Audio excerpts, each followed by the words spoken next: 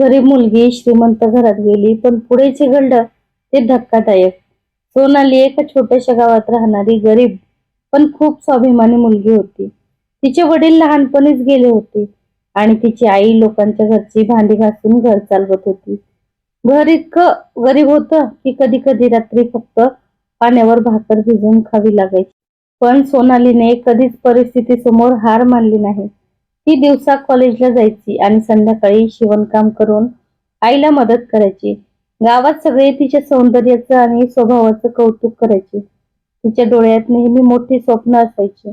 पण नशिबाने मात्र तिच्यासाठी वेगळंच काहीतरी ठरवलं होतं. एक दिवस गावात मोठा उद्योगपती कुटुंब एका लग्नासाठी आलं होतं. त्या घरचा मुलगा आर्यन पहिल्यांदाच सोनालीला पाहतो आणि तिच्या साधेपणावर प्रेम करतो. श्रीमंतीत वाढलेल्या आर्यनला सोनाली सारखी निरागस मुलगी पहिल्यांदाच भेटली होती. काही दिवसांनी आर्यनने थेट सोनालीच्या घरी जाऊन लग्नाची मागणी घातली. हे ऐकून गावात एकच चर्चा सुरू झाली. गरीब घरची मुलगी थेट करोडपतीच्या घरात सून म्हणून जाणार होती. सोनाली आणि तिच्या आईला विश्वासच बसत नव्हता. सुरुवातीला सोनालीने नकार दिला, कारण तिला वाटलं होतं की श्रीमंत लोक गरिबीची फक्त थट्टा करतात. पण आर्यन खरंच तिच्यावर प्रेम करत होता. शेवटी आईच्या सांगण्यावरून ती लग्नाला तयार झाली. लग्न इतकं भव्य झालं ते संपूर्ण गाव पाहत राहिलं. सोनालीच्या आईच्या डोळ्यात आनंदाश्रू होते. तिला वाटलं आता तिच्या मुलीचं आयुष्य बदललं. पण खरा खेळ तर लग्नानंतर सुरू झाला. आर्यनची आई माया देवी बाहेरून खूप चांगली दिसत होती, पण मनाने खूप अहंकारी होती. तिला गरीब घरची सून कधीच मान्य नव्हती. ती सतत सोनालीला कमी लेखायची, महागड्या कपड्यावरून टोमणी मारायची, जेवताना वेगळं बसवायची, घरातील नोकरापेक्षाही वाईट वागणूक द्यायची. सोनाली सगळं शांतपणे सहन करत होती, कारण तिला आईचे शब्द आठवत होते की संस्कार टिकवायचा असेल तर संयम ठेवावा लागतो. आर्यन कामामुळे सतत बाहेर असायचा, त्यामुळे घरात काय चाललंय याची त्याला कल्पना नव्हती. एक दिवस मायाने मुद्दाम सोनालीवर घरातील महागडी अंगठी चोरल्याचा आरोप केला. संपूर्ण घरासमोर सोनालीची झडती घेतली गेली. तिच्या डोळ्यातून अश्रू वाहत होते, पण ती निरपराध होती. काही वेळाने ती अंगठी मायाच्या स्वतःच्या कपाटात सापडली, पण तरीही मायाने माफी मागितली नाही. उलट सोनालीला दोष दिला की तुझ्यामुळेच घराची बदनामी झाली. त्या रात्री सोनाली खूप रडली. तिला पहिल्यांदाच जाणवलं की श्रीमंतीच्या घरात पैसा असतो, पण माणुसकी नसते. काही दिवसांनी आर्यनला व्यवसायाच्या कामासाठी परदेशात जावं लागलं. आता सोनाली पूर्णपणे एकटी पडली. मायादेवीने तिचं आयुष्य नरक बनवलं. सकाळपासून रात्रीपर्यंत घरकाम करून घ्यायची, नोकरांना सुट्टी द्यायची आणि सगळं काम सोनालीकडून करून घ्यायची. तरीही सोनालीने कधीच आईला सकाळी सांगितलं नाही, कारण तिला आईला दुःख द्यायचं नव्हतं. एक दिवस सोनालीला समजलं की ती आई होणार आहे. ही बातमी ऐकून ती खूप आनंदी झाली. तिला वाटलं आता तरी घरातील लोक बदलतील, पण झालं उलटच. माया देवीला वाटलं होतं की गरीब घरची मुलगी या घराच्या संपत्तीवर हक्क सांगेल. तिने सोनालीला मानसिक त्रास द्यायला सुरुवात केली. एक दिवस तिने मुद्दाम जिन्यावर तेल टाकलं आणि सोनाली घसरून खाली पडली. तिचा जोरात अपघात झाला. डॉक्टरांनी कसबसा तिचा जीव वाचवला, पण तिचं बाळ मात्र वाचलं नाही. ही बातमी ऐकून सोनाली पूर्णपणे तुटून गेली. तिने रात्रीभर रडून स्वतःला झोस दिला. आर्यन परदेशातून परत आला तेव्हा त्याला सगळं समजलं. तो खूप संतापला, पण मायाने उलट सोनालीलाच निष्काळजी ठरवलं. आर्यन दोन मनात अडकला, एकीकडे त्याची आई आणि दुसरीकडे त्याची पत्नी. काही दिवसांनी आर्यन पुन्हा कामात व्यस्त झाला आणि माया देवीने पुन्हा आपलं खरं रूप दाखवलं. एक दिवस तिने सोनालीला घरातून बाहेर काढलं. पावसाची रात्र होती. सोनालीकडे ना पैसा होते ना कुठे जायची जागा. ती रडत रडत रस्त्यावर चालत होती. अचानक तिला भोवळ आली आणि ती रस्त्यावरच पडली. त्याच वेळी एक वृद्ध महिला तिथून जात होती. त्यांनी सोनालीला हॉस्पिटलमध्ये दाखल केलं. त्या महिलेचं नाव सावित्रीबाई होतं. त्या खूप श्रीमंत होत्या, पण त्यांना स्वतःच कुणी नव्हतं. त्यांनी सोनालीची सगळी कहाणी ऐकली आणि तिला आपल्या घरी घेऊन गेल्या. सोनालीने पुन्हा नव्याने आयुष्य सुरू केलं. सावित्रीबाईंनी तिला स्वतःच्या मुलीसारखं प्रेम दिलं. काही महिन्यात सोनालीने छोटासा बुटीक सुरू केला. तिच्या मेहनतीमुळे व्यवसाय वाढू लागला. तिच्या डिझाईन्स लोकांना खूप आवडू लागल्या. काही वर्षातच सोनाली स्वतःच्या पायावर उभी राहिली. दुसरीकडे आर्यनचं आयुष्य उद्ध्वस्त होत होतं. त्याला हळूहळू सत्य समजू लागलं. घरातील नोकरांनी मायाचे सगळे कारनामे सांगितले. आर्यनला समजलं की त्याने चुकीच्या व्यक्तीवर विश्वास ठेवला. तो सोनालीला शोधू लागला, पण ती कुठेच सापडत नव्हती. एक दिवस एका मोठ्या फॅशन शो मध्ये आर्यनने सोनालीला पाहिलं. साधी गरीब मुलगी आता मोठी उद्योगपती बनली होती. तिच्या चेहऱ्यावर आत्मविश्वास होता, पण डोळ्यात जुनं दुःख अजूनही दिसत होतं. आर्यन तिच्याजवळ गेला आणि रडत रडत माफी मागू लागला.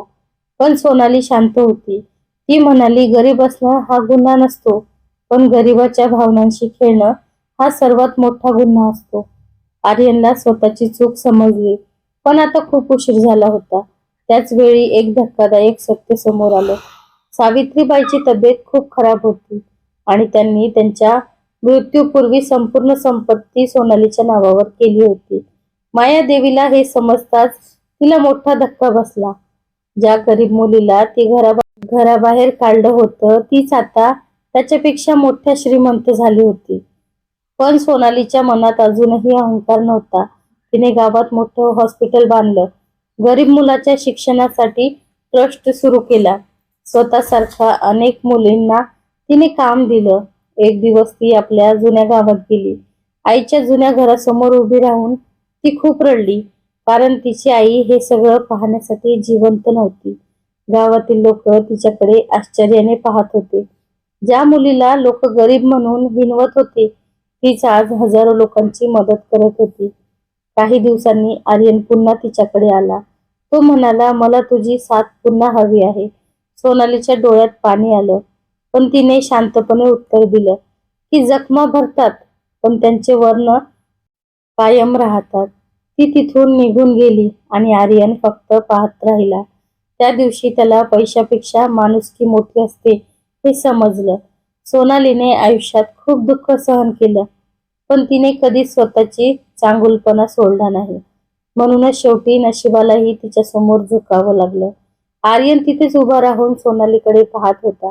त्याच्या डोळ्यात पश्चाताप होता, पण सोनालीच्या आयुष्यात आता मागे वळून पाहायला जागाच उरली नव्हती.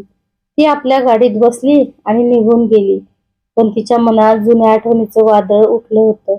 त्या रात्री ती खूप वेळ झोपू शकली नाही, कारण आयुष्याने तिला पुन्हा त्या जुन्या जखमा आठवल्या होत्या. दुसऱ्या दिवशी सकाळी ती आपल्या ऑफिसमध्ये गेली, तेव्हा तिच्या टेबलावर एक छोटंसं पाकिट ठेवलेलं होतं. त्यावर कोणाचंही नाव नव्हतं.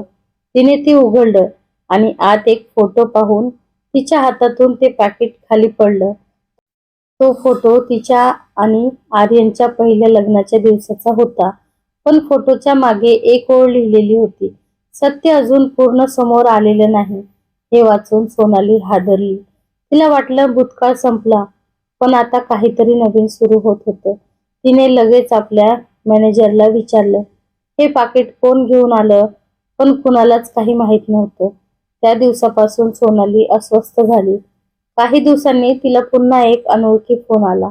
समोरून फक्त एवढंच सांगितलं गेलं की जर तुला तुझ्या बाळाबद्दल सत्य जाणून घ्यायचं असेल तर उद्या रात्री जुन्या हवेलीत ये. सोनालीच्या अंगावर काटा आला, कारण तिला वाटलं होतं तिचं बाळ त्या अपघातात गेलं होतं. ती पूर्ण रात्र विचार करत बसली. शेवटी तिने त्या ठिकाणी जाण्याचा निर्णय घेतला. दुसऱ्या दिवशी रात्री ती एकटीच त्या जुन्या हवेलीत पोहोचली. हवेली पूर्ण अंधारलेली होती. वारा जोरात वाहत होता. वातावरण खूप भयानक होतं. अचानक एका खोलीत दिवा लागला आणि एक वृद्ध माणूस तिच्या समोर आला.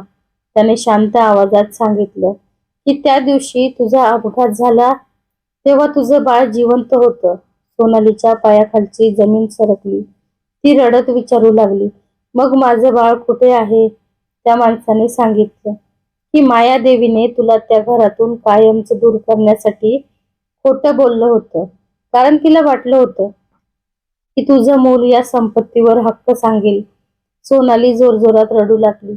तिच्या डोळ्यासमोर अंधार आला. ती अनेक वर्ष आपल्या मुलासाठी रडत होती आणि आज अचानक त्यांच्या जिवंत असल्याची बातमी मिळाली होती. त्या वृद्धाने तिला एक पत्ता दिला आणि सांगितलं की तुझं मूल एका अनाथ आश्रमात वाढत आहे.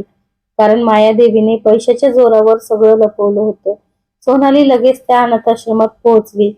तिथे लहान मुलं खेळत होती आणि एका कोपऱ्यात एक छोटा मुलगा शांत बसला होता. त्याच्या डोळ्यात अगदी सोनाली सारखीच निरागसता होती. मॅडमने सांगितलं की त्याचं नाव आरव आहे. सोनाली त्याच्या जवळ गेली आणि त्याने तिच्याकडे पाहताच नकळत तिचा हात पकडला. त्या क्षणी सोनाली जोरात रडू लागली.